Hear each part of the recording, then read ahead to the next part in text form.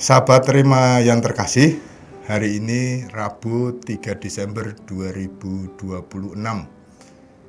Kita bersama-sama seluruh gereja hari ini merayakan pesta Santo Fransiskus Assisi, sang pelindung misi dan juga misionaris Asia. Karena ia begitu banyak mempertobatkan orang Asia pada saat itu untuk menjadi seorang pengikut Kristus.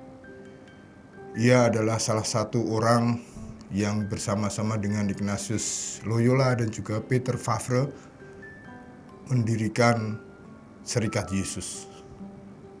Ia kemudian setelah ditabiskan menjadi imam dan sempat bekerja tidak begitu lama di Eropa, ia kemudian menjadi utusan Paus dan juga Raja Portugal untuk membantu kolonial pada waktu itu, meskipun ia sebenarnya ingin membawa Kristus kepada orang-orang pada saat itu di tempat di mana Portugal itu melebarkan sayapnya.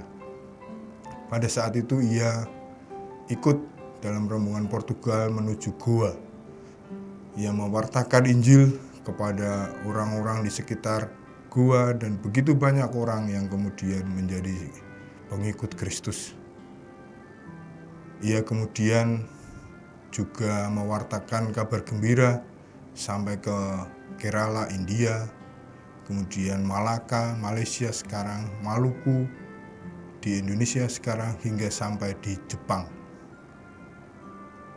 Setelah itu ia juga menyebarkan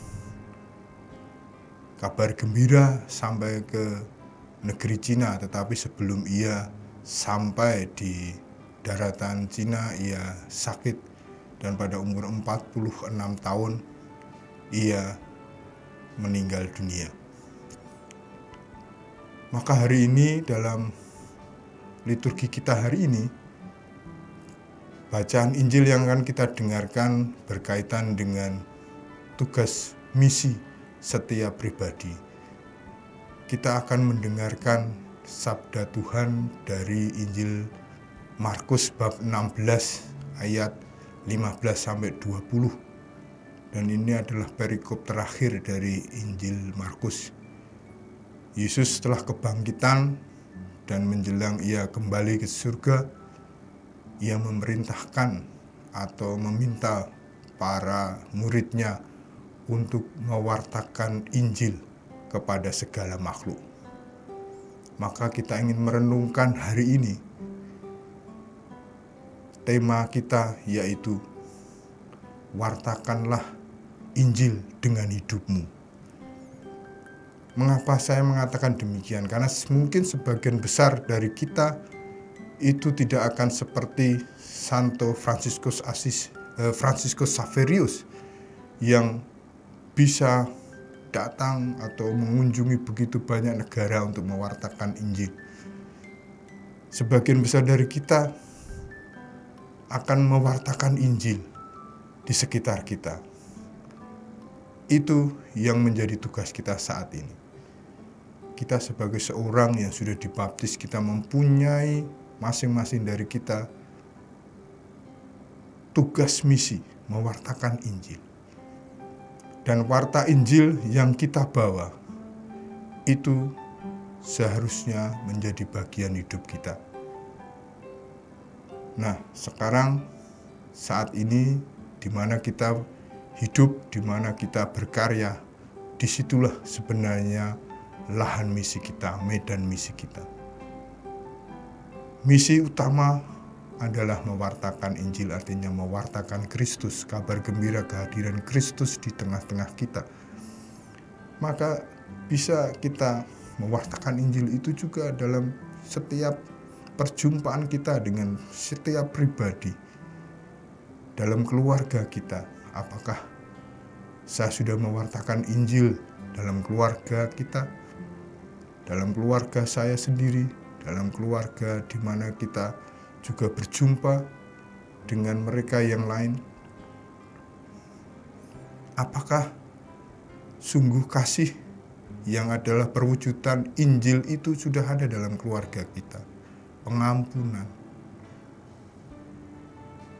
kebaikan hati, kemurahan hati, kesederhanaan, ugahari, apakah itu sungguh juga sudah kita wartakan dalam hidup kita, dalam keluarga kita? Mungkin juga dalam lingkungan kerja kita, apakah kita juga mewartakan Injil dengan kerja keras kita, dengan kejujuran kita, juga dengan keteladanan kita dalam mewartakan kasih kepada setiap pribadi yang kita jumpai. Atau juga dalam lingkungan sekolah kita, kalau kita masih bersekolah, atau di dalam lingkungan kampus kita ketika kita kuliah. Apakah juga kita mewartakan Injil dengan ketulusan kita, dengan kejujuran, dengan kerja keras kita? Atau mungkin hal-hal yang sederhana yang kita jumpai sehari-hari, misalnya kita pergi ke pasar atau ke supermarket, apakah kita juga mewartakan Injil dengan mungkin kita hanya membantu orang mengangkatkan barang atau membantu orang menunjukkan tempat? Itu adalah juga sebenarnya hal-hal sederhana di mana kita bisa mewartakan Injil. Para sahabat Rema yang terkasih, dalam misa Ekaristi kita, di akhir setelah berkat penutup ada pilihan pengutusan, dan salah satunya adalah pergilah, muliakanlah Tuhan dengan hidupmu. Artinya muliakanlah Tuhan, wartakanlah Injil dengan hidupmu.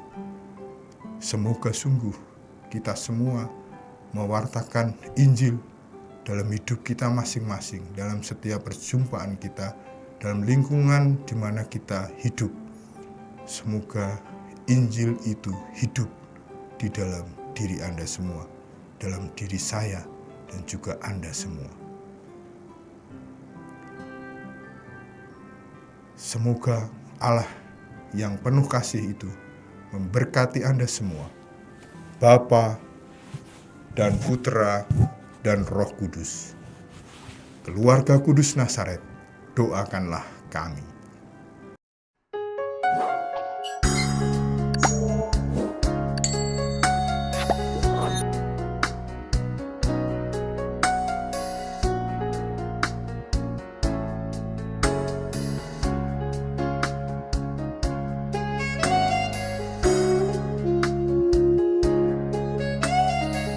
Sahabat Rema, sampai jumpa dalam program berikutnya.